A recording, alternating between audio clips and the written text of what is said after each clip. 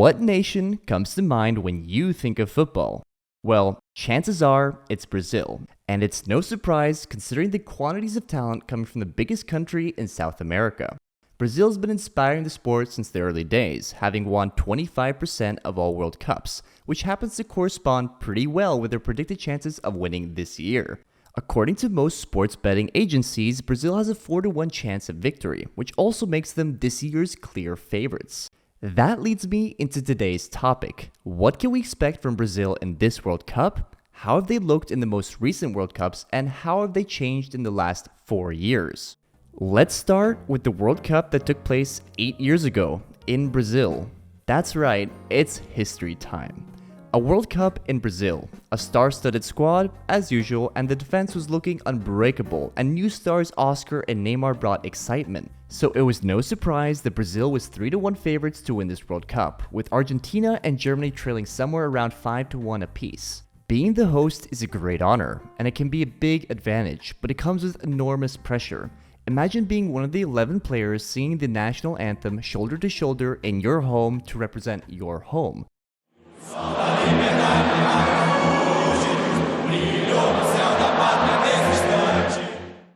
I'm sure it's emotional and difficult, and failure means guilt rather than anger or anything else. The hosts, Brazil, would be put in a group with Croatia, Mexico, and Cameroon. A manageable group for the Giants, but definitely not a walk in the park. Brazil started by historically scoring an own goal, the first time the World Cup has ever started with an own goal. But Brazil showed spirit at home, coming back to win 3-1, quelling any fears, and this was also Brazil's 100th World Cup game. Brazil went on to play Mexico and learned of their Superman goalkeeper, Ochoa, who refused to allow any goals despite Brazil being the stronger side that day. The game ended 0-0. The last game of the group, and perhaps the easiest game, was with Cameroon. Brazil only needed one draw and Cameroon was already eliminated. The game ended 4-1 with Brazil winning. The defense had proven itself well enough in the group stage and the new stars were scoring. Brazil would go on to meet two fellow South American teams in the first two knockout stages, each of them ready to prove themselves in the South American World Cup. And the first of the two would cause concern. The game between Brazil and Chile would go down to penalties, where Brazil would eventually win 3-2. The penalty shootout. It's as dramatic as it gets. There's a lot of guts involved and nerves and spirit and probably luck too. The next game, Brazil would win 2-1 against Colombia, but it was a costly win. When the victory was all but confirmed in the 88th minute, the Colombian player Zuniga ended the tournament for Brazil star Neymar, fracturing a vertebrae in his back with a high knee. They say blame the game and not the player, but I think all of Brazil blamed the player on this occasion. If you want to get symbolic, well, then this was the turning point in the tournament for Brazil, because what would come next is undoubtedly one of the most historically significant games for Brazil, one that would leave a deep scar. I won't go into detail out of respect, but Brazil lost to Germany in the semi-final. What I will say is that the collapse of the defense was surprising, especially since David Luiz and Thiago Silva were having an exceptional tournament up until this point, even scoring some quality goals. The final that year saw Germany and Argentina clash, and to Brazil, all they wanted was for Germany to win. Argentina and Brazil are one of football's biggest rivalries, a historical one. In light of this final, a Brazilian fan said, "They are our rivals. We don't ever want them to win. Ever." Another fan said, "Argentina winning would have been the worst thing I could think of." For Brazil, Argentina winning in their backyard would be heartbreaking, so when Germany won, they cheered as if Brazil had won. Expense of crestfallen Argentines, whose dreams of lifting the trophy right in the face of Brazil are denied fulfillment. In the 2018 World Cup, Brazil would be put in a group with Serbia, Switzerland, and Costa Rica, which is actually really similar to the World Cup this year in 2022, where Brazil has Serbia, Switzerland, and Cameroon. We'll talk more about that later. But in 2018, Brazil got through this group in similar fashion to the last one draw and 2 convincing wins. In the round of 16, Mexico got its rematch with Brazil, but this time Ochoa's efforts were not quite enough, with Brazil winning 2-0. The quarterfinal game for Brazil was against Belgium, a fantastic game where Belgium's Courtois, De Bruyne, and Lukaku really showed up. Brazil were somewhat unlucky to fall 2-1 here, with an own goal and a few balls tipped just away from goal by Courtois. It was not a game to be ashamed of, and this was perhaps the strongest Belgium has ever been. Now that we've talked about the last 2 World Cups, how does Brazil look now? How has the road to this World Cup been? Between 2018 and 2022, Brazil has played 2 Copa Americas, both in Brazil. They were able to take the trophy home back in 2019 in front of their home fans, beating rivals Argentina along the way. In 2021, the cup that took place in Brazil once again was under strict pandemic regulations, meaning no audience. This time, it would be Argentina to win against Brazil in the final. When it comes to Argentina and Brazil, the stage is really being set for the ultimate match in this World Cup. Both teams have enjoyed tremendous form, and the last time they met each other in a World Cup was in 1990, where Argentina won. As it stands right now, if Brazil and Argentina both manage to win their groups and advance successfully in the knockouts, they'll meet in the semi-final.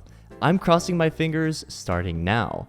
But let's get back into Brazil's recent form. Brazil qualified for the World Cup in first place through the tough CONMEBOL World Cup qualifying, not losing a single game. Brazil actually hasn't lost a game in 16 games, with their last defeat being the just mentioned Copa America final to Argentina. If you discount the games against Argentina, the last time Brazil lost was to Belgium in the World Cup in 2018, over 25 games ago.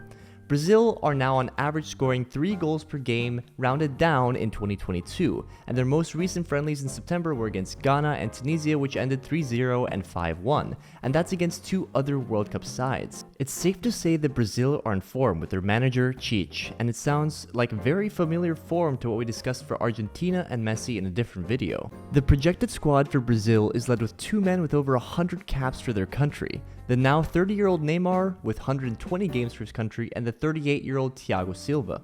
When it comes to Brazil and their squad, their biggest problem is being spoiled with options up front. Here's a list of some of the options: Neymar, Jesus, Firmino, Richarlison, Rafinha, Rodrigo, Anthony, Vinicius Jr., Coutinho, Paqueta, and more.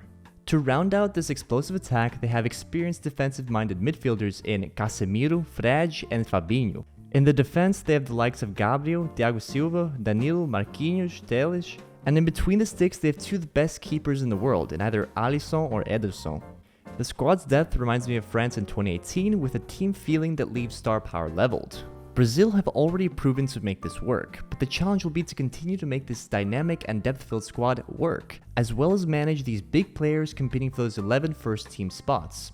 I can see a world where they try to fit too many attackers in and sacrifice a strong center, or a defense not being well enough organized with potentially outdated defensive tactics that European teams can exploit. Although, if anything, recent form has shown that Brazil have managed to solve these puzzles with ease. Lastly, let's talk about what we can expect from Brazil in the 2022 World Cup. As mentioned earlier, the group is Brazil, Serbia, Switzerland, and Cameroon.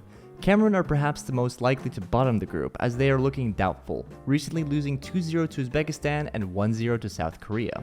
Historically, Brazil have been able to handle Cameroon in the World Cup, and I expect Brazil to take the 3 points here.